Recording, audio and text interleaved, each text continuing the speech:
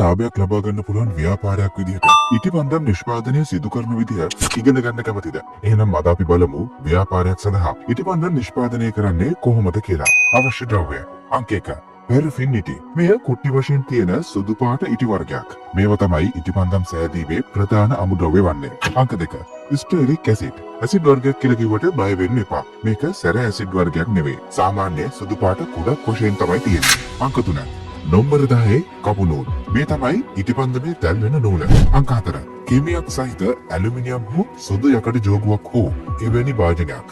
මෙම වාදනය පාවිච්චි කරන්නේ පැරපින් ඉටි උණු කරන්න. උණු කරන ලද ඉටි අච්චු වලට වක් කරන්නට මෙසේ කිමියක් තිබීම අත්‍යවශ්‍යයි. අංක 5 වතුර උණු කිරීමට ඇලුමිනියම් ලොකු වාදනයක්. ඒකට හේතුව කලින් සඳහන් කරපු කිමිය සහිත වාදනය. මෙම වාදනය තුල තියන්නට පුළුවන් වෙන්න ඕන. අංක 6 ඉටිපන්දම් අච්චු. ඉටිපන්දම් 5 10 20 40ක් වුණත් එකවර හදාගන්න පුළුවන් අච්චු වෙළඳපොලේ තියෙනවා. නැත්නම් තහඩු වැඩ කරන්නෙක් ලවා අවශ්‍ය හැඩයට හදලා ගන්නත් පුළුවන්. අංක 7 ලිපක්. ගෑස් ලිපක් නම් වඩාත්ම සුදුසුයි. මේ සඳහා දර ලිපක් පාවිච්චි කරන්නත් බැරිකමක් නැහැ. ඒත් ගෑස් ලිපක් පාවිච්චි කරද්දී ගින්දර ලේසියෙන්ම පාලනය කරගන්න අපිට පුළුවන් වෙනවා.